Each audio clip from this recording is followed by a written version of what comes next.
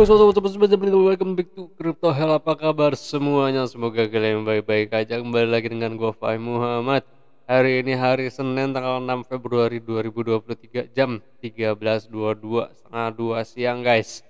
Oke, kita akan melihat nih guys potensi Bitcoin minggu ini bagaimana sih ya. Terus kita juga akan melihat apa sih atau ada economical calendar apa yang akan menyebabkan harga mungkin ya kripto atau juga saham atau mungkin juga indeks dolar akan sedikit volatile. Kita akan melihat dulu ya berarti economic calendar. Kalau untuk hari ini sih sebenarnya nggak ada yang terlalu signifikan membuat market tergonjang-ganjing ya. Cuman kalau kita lihat minggu ini itu di tanggal belasan sebenarnya sih, kalau besok itu tanggal 7 sebenarnya nggak ada yang perlu kita khawatirkan juga. Tanggal 8 sih ada Powell akan ngomongin, gue belum tahu ya ini bahasan tentang apa tanggal 8 ini jam setengah 1 malam. Jadi hati-hati berarti tanggal 8 ya. Dino tanggal 9 2030 ini sebenarnya initial job claim enggak juga sih. Yang paling penting itu kan sebenarnya CPI sama PPI. Kalau ini kan menerka atau menghitungkan jumlah pengangguran yang ada di Amerika. Tapi itu juga akan berpengaruh kepada CPI juga sih, perhitungan CPI itu kan indeks harga konsumen. Nah, kalau ternyata jumlah pengangguran di Amerika itu bertambah banyak, jadi itu akan berpengaruh kepada minat beli atau kekuatan beli masyarakat di Amerika, karena banyak pengangguran, banyak yang tidak berpenghasilan kan. Tanggal 10 enggak, tanggal 11 itu berarti enggak juga. Next week-nya itu ada CPI sama PPI. CPI itu tanggal 14, jamnya itu 20.30. Hati-hati berarti ya, kalau ternyata barusan yang gue bilang angka penganggurannya naik, ada potensi berarti CPI-nya juga naik dia. PPI itu tanggal 16 ya. 8, 9, 14 sama 16 berarti yang kita perlu hati-hati guys. Nah, ini yang perlu kita hati-hati berarti tanggal-tanggalnya. Tapi kalau kita lihat berdasarkan on-chain sih, dalam beberapa waktu belakangan kenaikan matrix untuk exchange reserve itu nggak terlalu signifikan ya, sideways saja.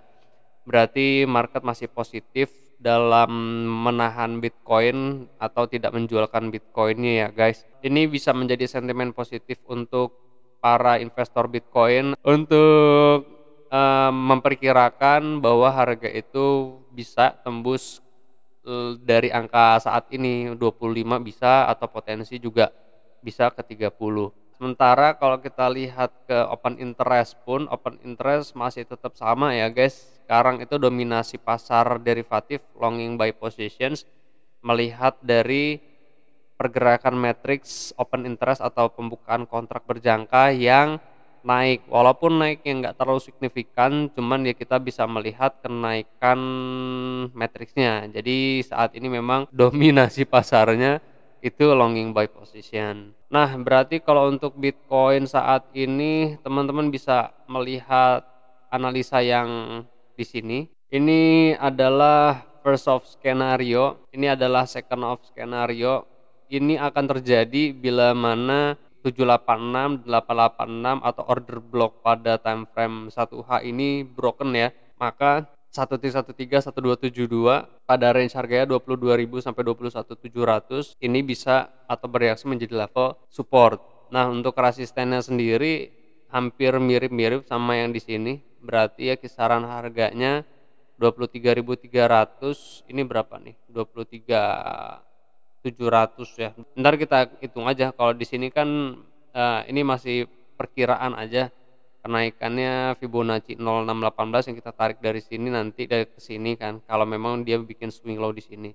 Nah, kalau untuk sementara waktu sih teman-teman bisa mencoba untuk longing buy positions di sini, karena kalau dilihat berdasarkan time frame 5 menit memang ada potensi ini adalah bullish divergence. Cuman ya hati-hati, 5 menit itu level resistance-nya di 22.900. Sedangkan di time frame 5 menit di Binance, nah perpetual di sini ada gap ya. Jadi memang ini harus diisi dulu, hati-hati sama EMA 200 time frame 5 menit ini bisa bereaksi menjadi level resistance. Terus juga teman-teman harus perhatiin bahwa kalau kita hitung-hitung berdasarkan garis support trendline sebuah pola atau pattern, ini adalah area testing. Nah, jadi teman-teman ya harus hati-hati dalam mengambil keputusan nih. Kalau mau ngelong pun ya ke yang barusan tuh aja, nutupin gap paling deket-deket di sini lah, paling deket-deket sampai dengan 23.100 ini dia ngelong. Kalau memang anggaplah naik ya, ya teman-teman udah bisa pasang stop loss plus aja di area entry saat ini. Jadi kalau teman-teman memang berharap atau expecting naiknya sampai dengan 24.200. Karena kalau dilihat-lihat pun ya ini ada garis trendline support kan. Nah, kayak gini dia. Jadi sekarang berada di garis trendline area support dan ekspektasinya mirip sama analisa yang ada di sini gitu, berdasarkan pattern di sini. Cuman gua masih sama aja sih sebenarnya, gua masih expect bahwa harga Bitcoin konsolidasi dulu nih di range harga sekian, baru ntar harganya naik sampai ke 25 atau enggak 30-an. Jadi ini dua ya guys. Teman-teman kalau mau nyoba ngelong sekarang, yang ngelong sekarang berarti stop lossnya sampai di 22.328. Ini stop loss aman karena masih ada Fibonacci 886 yang bisa bereaksi menjadi level support. Target price untuk swingnya berarti 24.286. Ya ini bisa lah sehari nih, day trade bisa lah nyampe sini kalau ntar volume tradingnya pun naik. Terus kalau memang gagal, anggaplah gagal, berarti teman-teman bisa longing buy positionsnya di sini dia. 22.056, 21.775. Stop lossnya berarti 21.660. Dengan target price-nya berarti 7%-an ya, 23.000 berapa 300-an lah ya, inilah. Ntar tinggal teman-teman tarik aja Fibonacci. Fibonacci dari sini higher sampai lower rate berapa, cari Fibonacci 0618 sebagai level resistennya nanti atau target price ya, lumayan lah 6%-an. Berarti kalau secara dugaan atau analisanya potensi ntar akan seperti ini dia untuk sebuah triangle ya guys. Jadi ntar nih area konsolidasi dulu. Nah kalau untuk Bitcoin dominance masih sama, areanya berarti sementara ini kan support di EMA 200 time frame 4H. Tapi kalau kita lihat di sini ada hidden bearish divergence pada smaller time frame, kenaikannya pun ya ini dia ABC atau corrective wave, maka masih ada potensi Bitcoin dominance menurun ya. Masih sama 42,87 42,61%.